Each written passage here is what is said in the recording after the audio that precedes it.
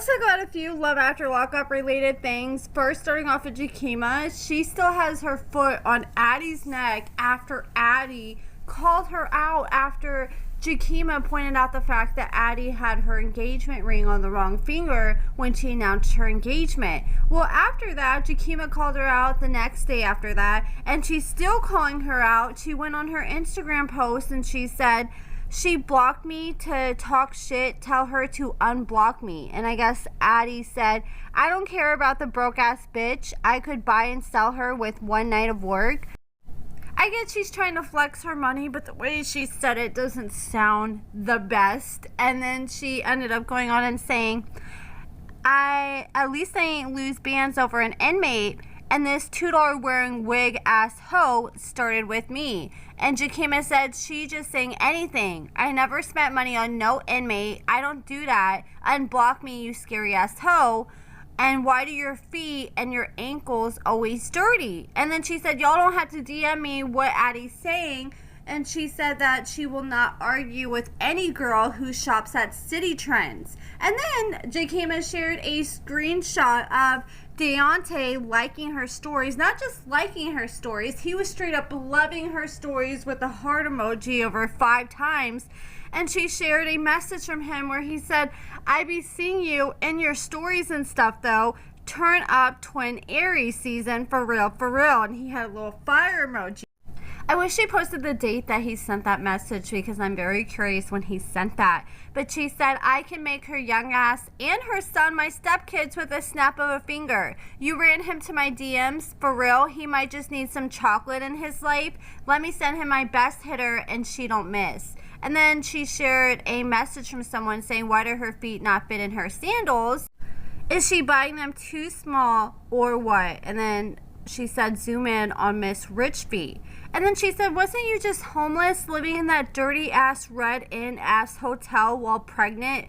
Bitch, hush you, a bed bug laughing my butt off. You travel here, there, and anywhere you can live. I just need to understand why you always look sweaty and dirty no matter what you do. Deontay downgraded effing with you. I'm mad for him. Mexican Jordan wearing bitch. Big feet, short arm, long leg, lopsided This is like reading a tongue twister. Big feet, short arm, long leg, lopsided ankle, megamind, dirty, penny, sweat smelling hoe. None of your comebacks make sense. Come better than that and stop deleting it, scary ass hoe.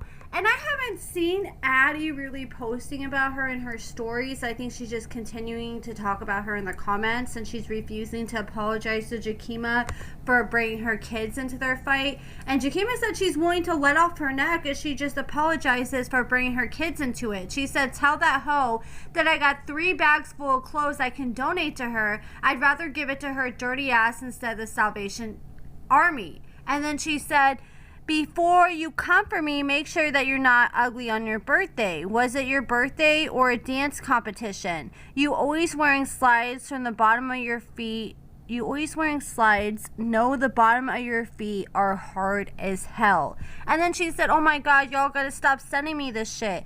I mean, I know you clock on smelling like wet dog cigarettes and Bath and Body Works. You outside with stripper clothes on with some roach...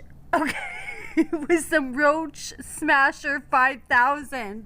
Oh my God, the next time I see somebody wearing boots like that, that pisses me off. That's what I'm going to call those boots, the Roach Smasher 5000s.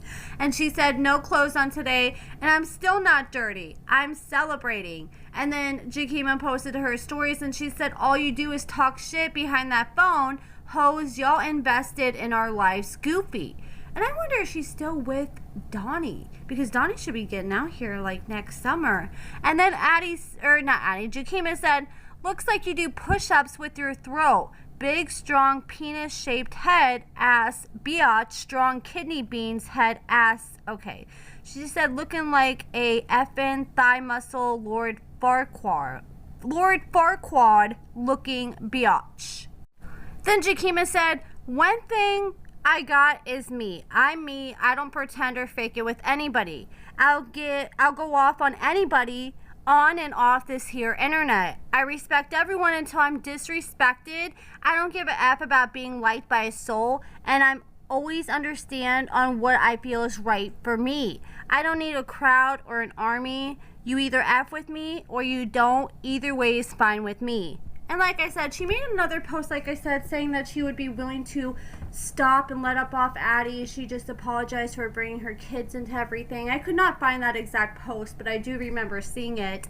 And now let's talk about Jade. So Jade got arrested after she ended up like cussing out her ex-husband Chris's new girl, who had a restraining order against her for stalking her after she pulled up at 11:30 at night to drop off her kid with Chris. And then she ended up cussing out Chris's new girlfriend and ended up like being all hostile towards her. She went up to the girl's truck when the girl was pulling out, was cussing her out, started twerking in front of the truck, and was just causing a bunch of commotion. Well, she ended up getting arrested. She did end up bonding out of jail the next day, and we now have a picture of her mugshot. And since Jade has been released, she's been in the sarcasm comments trying to, I don't know, not so much defend what she did, but she was just clearing up a few things. Because a lot of people were calling her out over the fact that she was dropping off her son at 11:30 p.m. at night.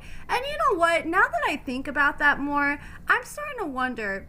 No, I'm not starting to wonder. I'm convinced, in my personal opinion, that Jade went over there expecting more than just for Chris to see Ozzy. Because why are you bringing the son at 11:30 at night when the son is likely going to be sleeping? Or if he's not sleeping, you're going to be waking him up and keeping him up at times that he normally should be resting, unless you're keeping him up until 11:30 at night, which I don't agree with for a baby that young. But you're going to take him over there at 11:30 at night to see his dad. And when people asked her about that, she's like, well, I did it at 11:30 because we were leaving a fair. But it's like, okay, if he wants to see his baby and if he's blowing you up at 11:30 at night, I would just be like, okay, let's just wait till tomorrow and do it at a more reasonable time, because he's not even going to really be able to spend any time with the baby because the baby's going to be sleeping the whole time.